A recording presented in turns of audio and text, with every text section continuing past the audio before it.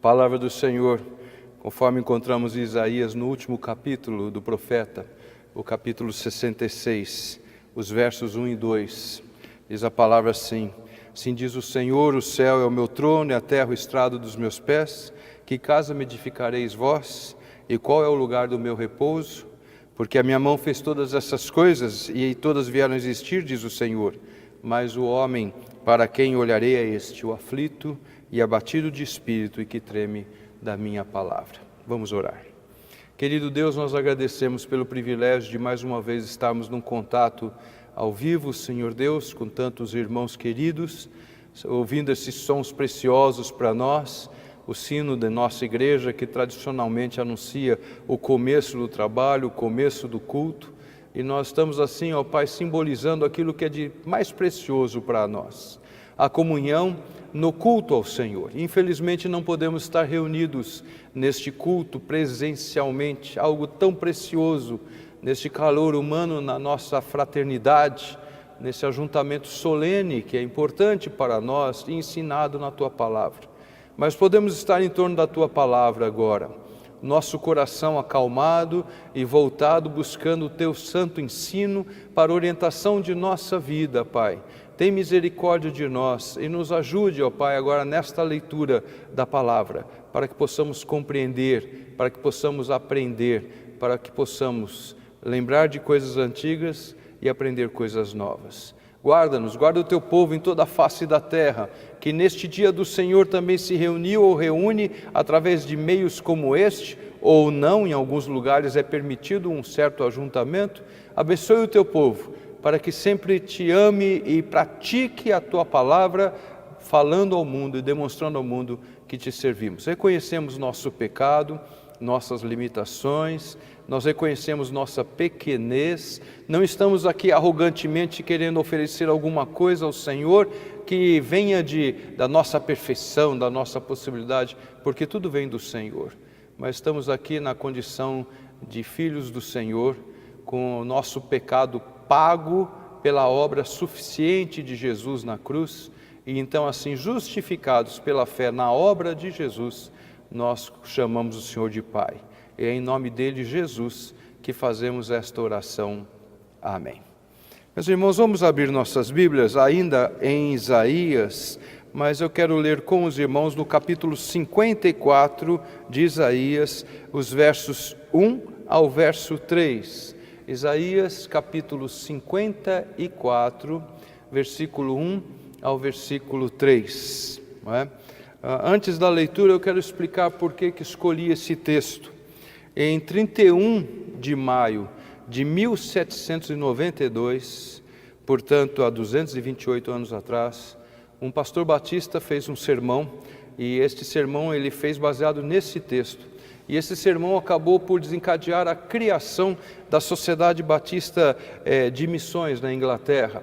É um marco inicial na história da igreja para aquilo que é chamado de missões mundiais, não é?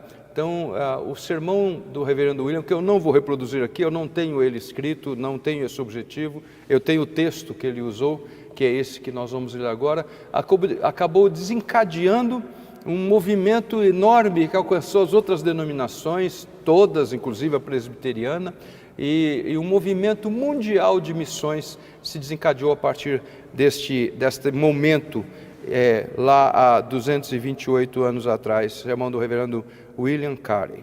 E eu quero ler a palavra no texto que ele usou e nós vamos meditar no que o Senhor tem para o nosso coração nesta noite. Diz a palavra de Deus assim, Isaías 54, verso 1 a 3. Canta alegremente, ó estéril, que não deste a luz, exulta com alegre canto e exclama, tu que não tiveste dores de parto, porque mais são os filhos da mulher solitária do que os filhos da casada, diz o Senhor. Alarga o espaço da tua tenda, estenda-se o toldo da tua habitação e não impeças, alonga as tuas cordas e firma bem as tuas estacas, porque transbordarás para a direita e para a esquerda, a tua posteridade possuirá as nações e fará que se povoem as cidades assoladas. Alarga o espaço da tua tenda, estenda-se o toldo da tua habitação. Como comum a todos os profetas, Isaías é chamado pelo Senhor para falar em nome do Senhor, e esse é o significado de profeta, não é? É como se fosse a boca de Deus, fala em nome de Deus. Nós, nos dias de hoje, costumamos falar muito de profeta como aquele que prevê futuro, mas o profeta verdadeiro é o que fala em nome de Deus, e ele é chamado, como tantos outros profetas no Antigo Testamento, esse é o padrão praticamente de todos os profetas, chamado para trazer uma palavra de exortação ao seu povo, ou não. No caso de Jonas, por exemplo, foi para um povo estrangeiro chamado para pregar, mas de exortação por parte do Altíssimo, do Criador, do Senhor de todas as coisas, sobre as consequências do abandono de Deus, o abandono da vontade de Deus, de obedecer a Deus. Quase todos os profetas aparecem nesses momentos então de crise, algumas vezes profetizando o que iria acontecer, algumas vezes profetizando no momento em que já estava acontecendo, não é? Normalmente as invasões, porque é bom nós fazermos uma separação. Hoje em dia parece que as pessoas não têm muita preocupação com isso, mas nós precisamos contextualizar o Antigo Testamento com o Novo Testamento. Nós não podemos falar de problemas na nação do Brasil e compará-los com os problemas na nação de Israel. A nação de Israel era o povo de Deus, a nação de Israel levava o nome de Deus. Quando afrontavam, os inimigos vinham contra Israel, era como dizendo assim: nós vamos derrotar Deus, Jeová, o que absolutamente não podemos dizer que acontece no Brasil, e acredito que nenhum outro país do mundo, ainda que alguns ainda levem o nome de países construídos sobre costumes cristãos, mas não é mais como antigamente. O povo desobedecia ao Senhor, e conforme o Senhor advertiu através de Moisés que a lei do Senhor deveria ser cumprida, deveria ser atentada, ela deveria estar no coração e na prática, para que se prolongassem os dias do povo na terra. Quando o povo se afastava do Senhor, esquecia do Senhor, o Senhor mandava, com a sua poderosa mão, inimigos que vinham derrotar o povo, mostrar que não havia segurança na terra pela terra. Porque é isso que Israel muitas vezes achou e acha até hoje, que a segurança está na terra, na metragem, no solo, não é? Mas a segurança está em Deus, acima do que o solo. Sim, Deus prometeu a terra, sim, não há dúvida sobre isso, eu não estou dizendo que não é isto, mas precisava entender que é uma terra maravilhosa que Deus dá. Isaías então é levantado pelo Senhor para pregar, para anunciar a sua palavra, exortar o povo para voltar ao Senhor e anunciar que muitas coisas aconteceriam em decorrência do pecado e do afastamento daquele povo que se considerava até religioso ainda. Primeiro capítulo de Isaías, pouquíssimo tempo atrás eu falei sobre isso. Primeiro capítulo de Isaías, o Senhor fala através do profeta e diz ao povo: quem disse para vocês que o que eu quero são apenas cultos? São essas cerimônias que vocês fazem? São essas celebrações que vocês fazem? A palavra é tão dura do Senhor que no capítulo 1 deste livro, ele diz assim: o boi conhece o seu possuidor, o jumento conhece o seu possuidor, vocês não me conhecem. Vocês acham que é apenas fazer atos públicos de culto? Mas importa é que vocês pratiquem o que eu tenho ensinado a vocês. E então o Senhor vai através do profeta falando de todas as questões que vinham sobre o povo pela desobediência a Deus. Mas no meio de todas essas advertências, dessas proclamações de castigo, da constatação de castigo, de tantas coisas que surgiram, não é? Há sempre uma palavra do Senhor, uma palavra de misericórdia, do cuidado de Deus. Aqui neste capítulo 54 de Isaías, o Senhor está falando àquela nação que estava exaurida, estava cansada, estava sofrendo já as consequências do seu pecado, e o Senhor fala: alegre-se, e vem com esta palavra maravilhosa: alarga o espaço da tua tenda, estenda-se o toldo da tua habitação. Eu creio que não é difícil nós entendermos isso, apesar de não vivermos num contexto onde nós temos tendas por todos os lados, pelo menos não o tipo de tendas que há naquela região do Oriente Médio, não é? Então nós temos as tendas onde eles moravam e que eram estendidas e tinham estacas que puxavam a cobertura, e o que o Senhor está falando é: ampliem o espaço da habitação, ampliem, saiam para fora, continuem, aumentem para que caiba aquilo que eu vou fazer. O Senhor havia feito uma promessa de trazer o povo do exílio de volta, como de fato o fez, e fala: precisa preparar espaço, precisa ampliar esse espaço para colocar mais povo dentro, porque nós precisamos ir alcançando aqueles que estão fora do meu povo, trazer de volta as pessoas que estão de fora para o lugar maravilhoso. E ele então diz assim: porque transbordarás para a direita e para a esquerda, não é? E a tua posteridade possuirá as nações e fará que se povoem as cidades que tinham sido destruídas por causa dos inimigos. Novamente o Senhor trazendo o seu povo e juntando o seu povo numa quantidade enorme. Então tem que se preparar e cada vez mais ampliar esse espaço todo que Deus dá. Quando o reverendo William Carey pregou esse texto lá há mais de 200 anos atrás, ele estava chamando a atenção para a necessidade da igreja ir ampliando o seu espaço de alcance, para ela não ficar olhando dentro de si, porque ela precisava trazer mais pessoas para fazerem parte da própria igreja. É a tarefa da evangelização. O reverendo William fez a comparação. Eu creio que ela é adequada. O texto aqui está falando num contexto para o povo de Israel, sem dúvida nenhuma. O texto aqui está falando a respeito da restauração, a reintrodução daqueles que tinham fugido dos inimigos e tinham se afastado, voltando ao estabelecimento de um reino firme. Mas eu creio que é muito adequado falar para nós que nós precisamos ter uma visão para fora, para alcançar aqueles que estão fora do povo de Deus, agora aquilo que nós chamamos de igreja. O povo do Senhor, chamado pelo Senhor, o seu povo separado por seu amor, para que ouça a palavra e aprenda a viver de acordo com a vontade de Deus e se junte àqueles que servem ao Senhor e tenha a segurança bendita da sua salvação. Nós sabemos que a finalidade da nossa vida, e nós especialmente que somos confessionais, a Igreja Presbiteriana, como outras igrejas, nós temos uma confissão de fé. Nós lembramos que no nosso catecismo maior, a primeira pergunta, arguindo sobre qual que é a finalidade da nossa vida, da nossa existência, responde com as palavras dizendo que o fim supremo e principal do homem é glorificar a Deus e se alegrar nele, gozá-lo, usufruir dele para sempre. Então essa é a finalidade de nossa existência. Mas o que é glorificar a Deus? É nos reunir para cantarmos hinos que tragam a palavra glória, por exemplo, ou hinos de exaltação tão somente? O que é glorificar a Deus? É escrever passagens das Escrituras nas paredes que exaltem o nome de Deus? Todas essas coisas são glorificação ao nome de Deus, mas é muito mais do que isso. É a nossa vida que está sendo colocada para a glória de Deus, porque nós existimos para a glória de Deus, para fazer a vontade do Senhor Deus, para proclamar o seu nome constantemente.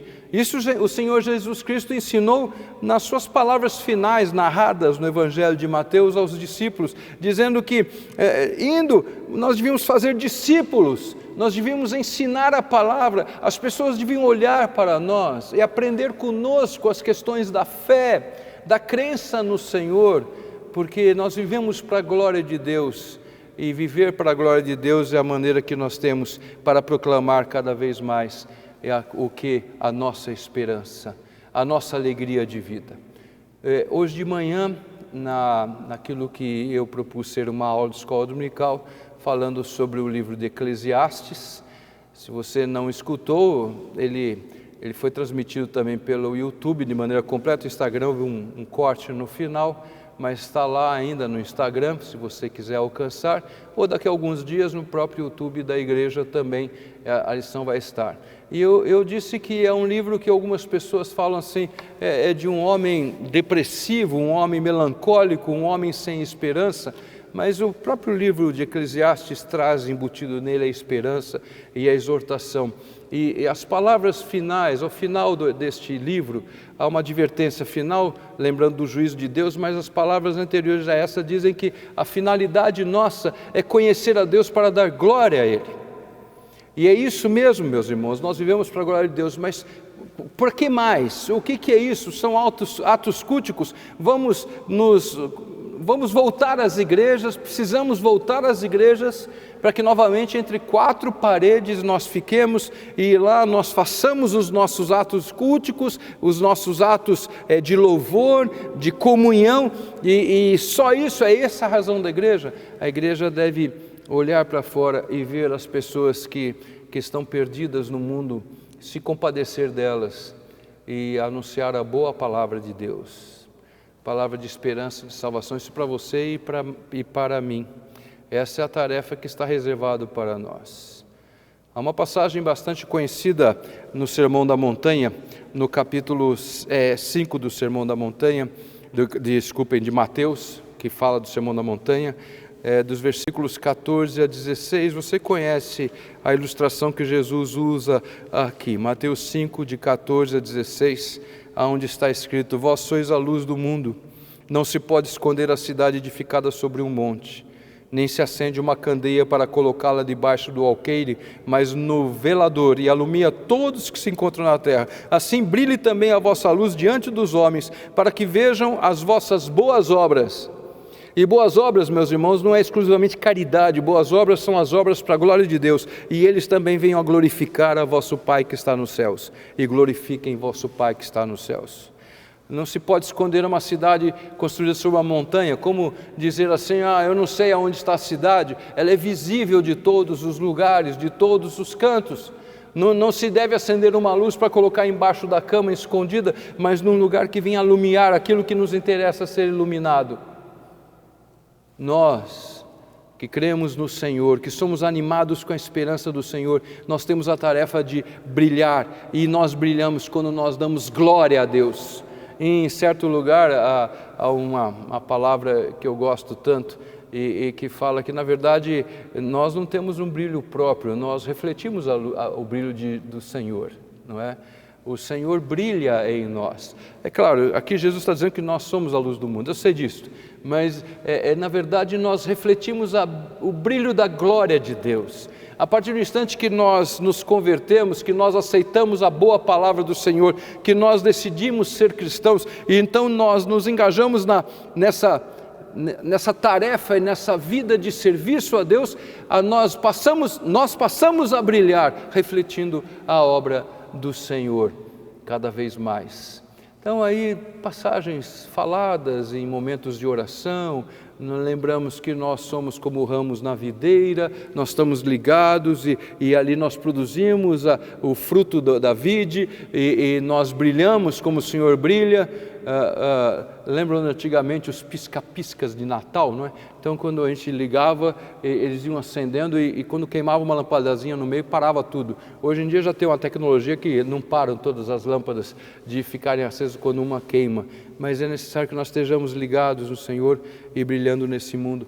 É preciso que você, minha irmã, meu irmão, ainda que com limitações, ainda que com restrições, ainda talvez num isolamento ou talvez numa quarentena, é preciso que você viva para a glória de Deus, porque isso vai alcançar outras pessoas. Mas como dentro da minha casa? Mas como dentro das minhas quatro paredes? Mas como trancado no meu quarto? Mas como se estou num sítio e não posso sair daqui? Brilhe, e o Senhor há de usar você como um servo de Deus, uma serva de Deus. Honre ao Senhor, tenha alegria verdadeira de viver. Eu tenho dito muitas vezes, é verdade, se você é daqueles que se comunicam postando coisas, coloque coisas que sejam edificantes. Ora, o apóstolo Paulo, na carta aos Filipenses, diz que tudo que é puro, tudo que é de boa fama, são estas coisas que devem estar na nossa mente e em nossos lábios. Então você deve participar daquelas coisas que são de boa fama, que rendem glória a Deus. e nós muitas vezes gastamos mais tempo com coisas mundanas e das paixões da vida do que as coisas que falam da glória de Deus. A minha irmã, meu irmão, você tem que brilhar, você tem que estender as estacas, tem que ampliar esse espaço para que outros também se cheguem, façam parte da igreja do povo de Deus.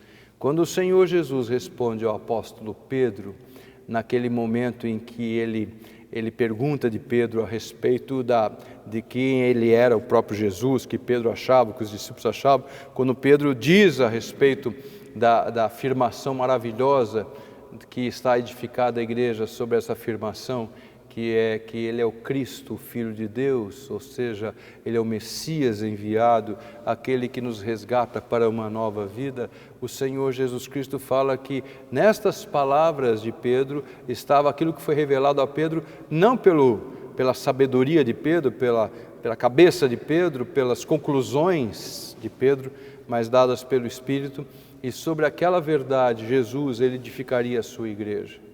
E há uma expressão que Jesus usa que eu aprecio demais. Durante muito tempo eu não entendi, ou entendi de maneira equivocada. Quando ele diz que o Senhor Jesus Cristo diz que ele edificaria a igreja e as portas do inferno não prevaleceriam sobre a igreja, então quase sempre o primeiro entendimento é o inferno ou os demônios, as coisas malignas não podem nos prejudicar. Mas quando eu fui estudando mais o texto e olhando com mais carinho, cuidado e analisando, eu percebo o seguinte: o verdadeiro sentido que nós temos ali é que a igreja como que arromba as infernais portas. Não a porta do inferno onde estão as pessoas que já morreram sem Cristo, não é isto. Mas é a porta do reino infernal, satânico, daqueles que não conhecem ao Senhor, e a igreja arromba, as portas não prevalecem, a igreja arromba essa porta para resgatar aqueles que estão perdidos lá dentro. É isso que é puxar as estacas, ampliar o espaço da barraca, da tenda, é ampliar os limites que nós temos, porque o Senhor nos chama para uma vida de testemunho, para, como se diz aí, um termo que foi muito colocado, ganhar almas para Jesus. O seu testemunho importa, o seu bom humor nesses dias de mau humor para com os seus vizinhos, com as pessoas ao seu redor, as suas atitudes, como eu disse, as suas palavras, sejam palavras de áudio mesmo, faladas, sejam palavras escritas pelos meios sociais onde se pode escrever, sejam as figuras que você transmite, que sejam aquelas coisas que engrandecem ao Senhor, porque nós confiamos no Senhor, e é isso que precisamos fazer e agir em nossa vida. Aqui no livro de Isaías, o Senhor fala isso através do profeta. Eu vou ler no capítulo 49 agora. Você está com a sua Bíblia na sua mão? Então volte algumas páginas lá, se você estava em Isaías 54, e volte para o capítulo 49. Eu vou ler um texto, embora eu quero citar somente uma frase, mas eu vou ler o contexto todo. 49 a partir do primeiro versículo até o versículo 7. Diz a palavra do Senhor assim: ouvi-me terras do mar, e vós povos de longe escutai. O Senhor me chamou de longe, desde o meu nascimento, desde o ventre de minha mãe fez menção do meu nome, fez a minha boca como uma espada aguda, na sombra da sua mão me escondeu, fez-me como uma flecha polida, e me guardou na sua aljava, e me disse: tu és o meu servo, és Israel, por quem hei de ser glorificado. Eu mesmo disse de balde, em vão tenho trabalhado, inútil e vãmente gastei as minhas forças, todavia o meu direito está perante o Senhor, a minha recompensa perante o meu Deus. Mas agora diz o Senhor, que me formou desde o ventre para ser seu servo, para que torne a trazer Jacó e para reunir Israel a ele, porque eu sou glorificado perante o Senhor, e o meu Deus é a minha força. Sim, diz ele, pouco é seres meu servo para restaurares as tribos de Jacó e tornares a trazer os remanescentes de Israel. também te dei como luz para os gentios, para seres a minha salvação até a extremidade da terra. Assim diz o Senhor, o Redentor e Santo de Israel, ao que é desprezado, ao aborrecido das nações, ao servo dos tiranos. Os reis o verão e os príncipes se levantarão, e eles te adorarão por amor do Senhor que é fiel e do Santo de Israel que te escolheu. Se você olha o texto com calma, você vai perceber que a pessoa citada aqui, claro, eu não estou falando de Deus e do pastor de Israel, que aqui é citado muito bem, o Redentor, o Santo de Israel, mas da pessoa que é falada aqui, não é? Às vezes ela é confundida com o próprio profeta, às vezes ela é confundida com o próprio Israel, o povo de Deus. Mas há momentos é com o profeta, porque diz que vai usar para trazer os restantes de Jacó. Então, ali está se referindo àqueles que falam em nome do Senhor, não é? Mas em todas essas coisas, a palavra que lembra a promessa feita lá, narrado lá em Gênesis capítulo 12, quando o Senhor chama Abraão e faz a promessa a Abraão. É bom lembrar que os israelitas, eles são um ramo da família de Abraão, não é? Mas Israel não é Abraão, não é? Abraão é o pai, mas ele não é Israel. Mas a promessa que Deus fez a Abraão, ela inclui todos nós, porque a promessa feita por Deus a Abraão saia da terra da tua parentela, vá para o lugar que eu te darei, e ser tu uma bênção. E eu farei de você, Abraão, uma bênção sobre todos os povos, para todas as nações da terra. A promessa de Deus nunca foi exclusivamente para um povo. A promessa de Deus é usar este povo em seu nome, e Deus abençoa e Deus protege este povo como para levar o seu nome, mas não é para ser o exclusivo lugar e ponto da salvação de Deus. Nunca foi, nunca foi. Nunca foi, porque Deus fez a promessa a Abraão antes de Israel ter nascido, o homem Israel. Antes da nação Israel ter nascido. Aliás, quando ele chama Abraão, a sua família era bem pequenininha, lembra disso? Abraão teve um filho só, 2. Um filho como não deveria ter sido feito, como deveria ter acontecido, mas teve. Mas Abraão, ele tem um filho da promessa, e ali no seu filho que é tudo revelado, mas não é para aquele filho a promessa. Presta atenção, leia em Gênesis: em ti serão benditas todas as famílias da terra. E aqui o Senhor Deus chama Isaías e fala a Isaías, dando esperança para o povo de Israel, o povo sobre o qual estava o nome de Deus, o povo que representava Deus, que deveria representar o Senhor Deus, mas nunca é só para Israel. Ao ponto de, nesse versículo 6 de Isaías 49, o Senhor dizer assim: também te dei como luz para os gentios. Lembra quando o Senhor chamou o apóstolo Paulo, ainda Saulo, ainda perseguidor dos judeus, perseguidor dos cristãos, ele era judeu, perseguidor dos cristãos. Deus o chama, derruba por terra, cai cego, vai para a casa de um crente, Judas. Ananias é enviado para falar com Abraão, irmãos, é canseira. Vai falar com Saulo, e quando ele fala com Saulo, o que Ananias fala com Saulo em nome do Senhor, é exatamente o que está nessa profecia: eu te escolhi, Saulo, para ser luz entre os gentios. Mas essa não é a coisa só para Isaías, não é uma palavra só para Saulo, essa é a palavra para todos nós, porque quando o Senhor Jesus fala o que Ele falou, e eu já disse aqui no final do Evangelho de Mateus, que é fazer discípulos em todas as nações, não está se referindo a um povo, uma linhagem, um sangue, Ele está falando a todas as nações. Minha irmã, meu irmão, nós temos um dever, nós vivemos para a glória de Deus.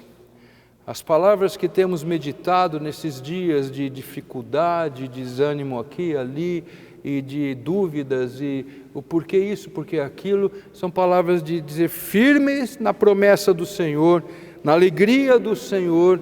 Andem confiadamente, Deus sabe o que faz, O Senhor nos dá vitória na vida e na morte. Ele nos dá vitória porque morte não derrota crente, não derrota.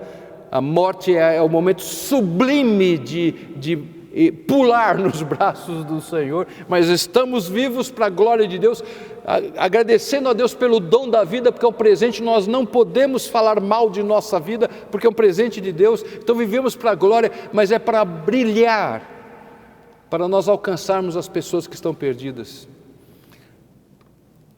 Então, minha irmã, meu irmão, em nome do Senhor, se você tem gastado o seu tempo, esse tempo extra de pandemia, para reclamar, para falar mal, e eu não estou tomando posição, por favor, eu jamais de púlpito faria de um lado ou de outro, de qualquer coisa. Isso não é assunto de pregação, mas se você está gastando o seu tempo para dizer coisas que não edificam, você está pecando contra o Senhor.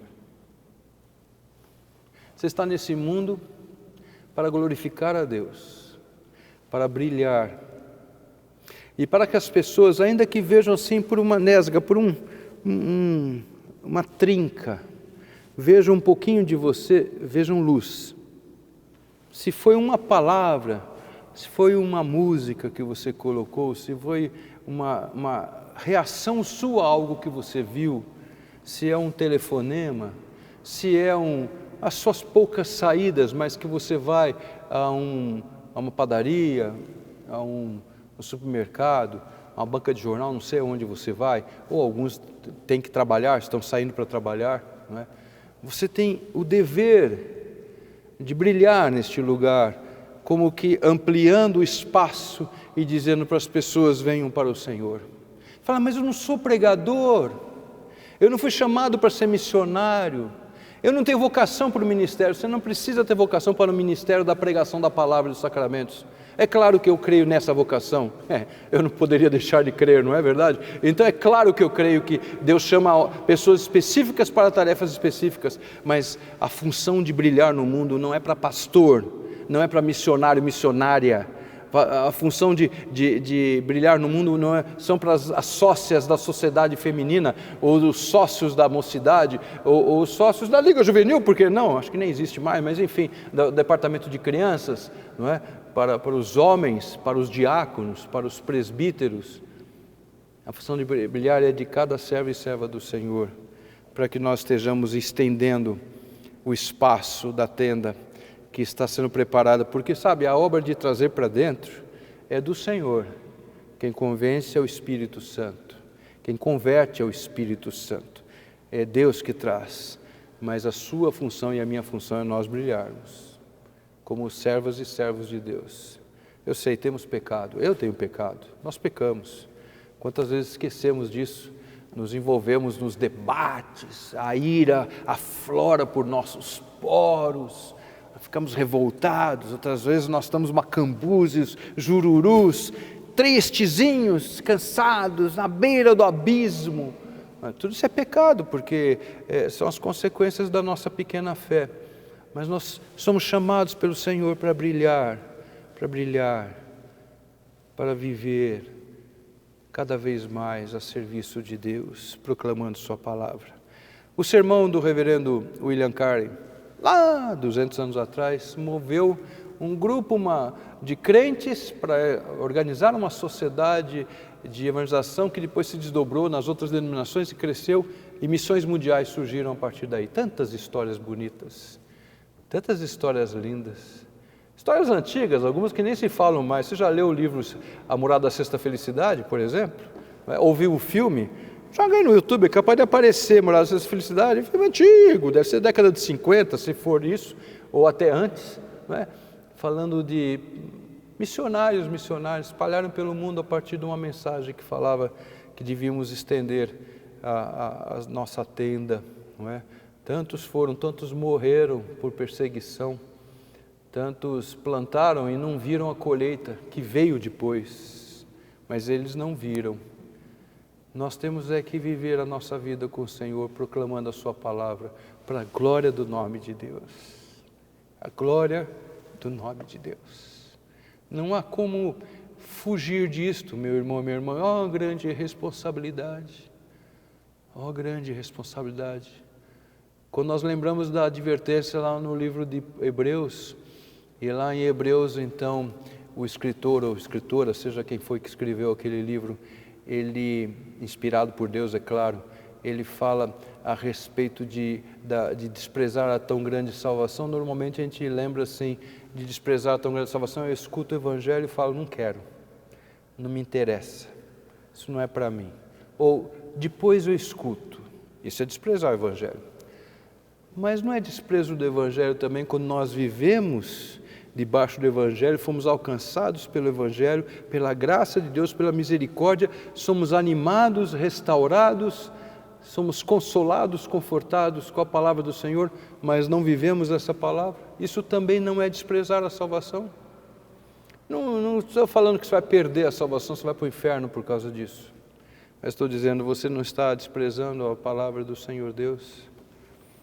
Alarga o espaço da tua tenda. Amplie as bordas dos seus limites.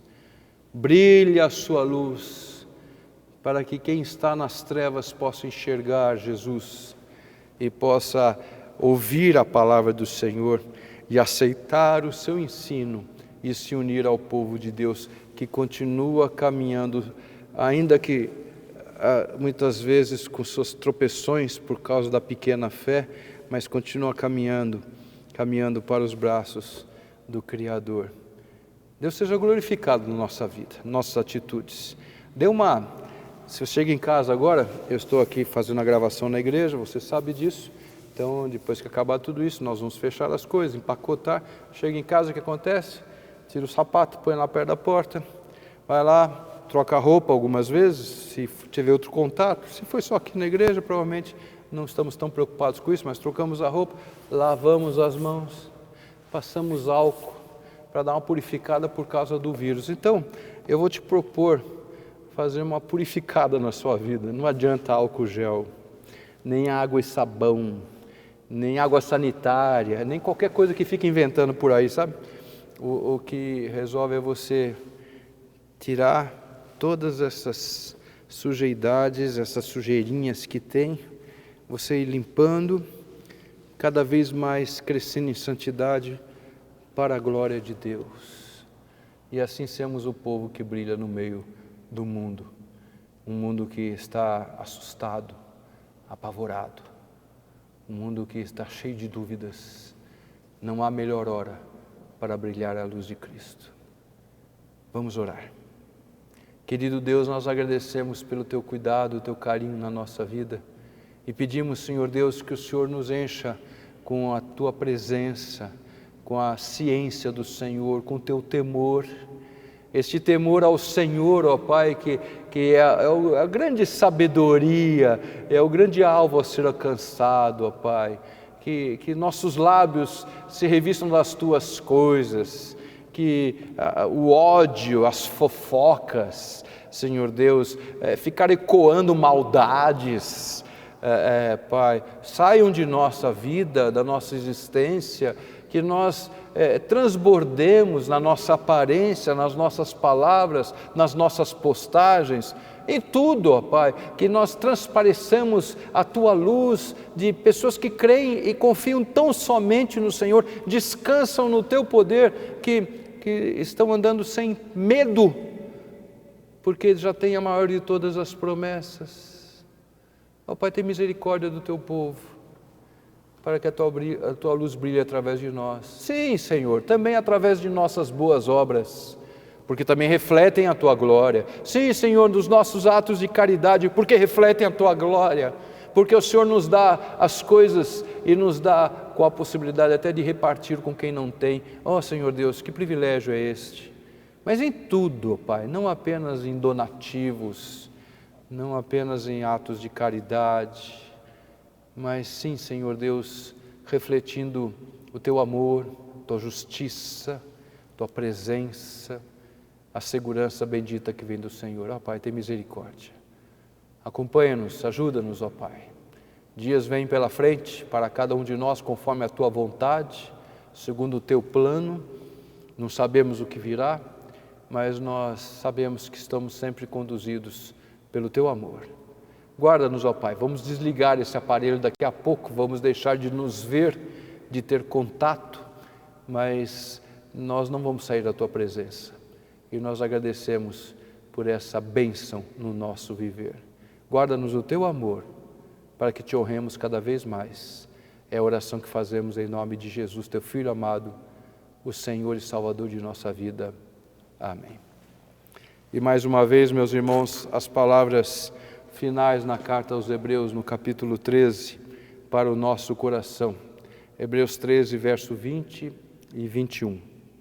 Ora, o Deus da paz, que tornou a trazer dentre os mortos a Jesus, nosso Senhor, o grande pastor das ovelhas, pelo sangue da eterna aliança, vos aperfeiçoe em todo o bem, para cumprirdes a sua vontade, operando em vós o que é agradável diante dele, por Jesus Cristo, a quem seja a glória para todos sempre. Amém. E que a graça do Senhor Jesus, o amor do Pai e o consolo do Santo Espírito estejam convosco, irmãos, e sobre todos aqueles que realmente amam a Jesus, hoje e para todos sempre. Amém. Glória a Deus.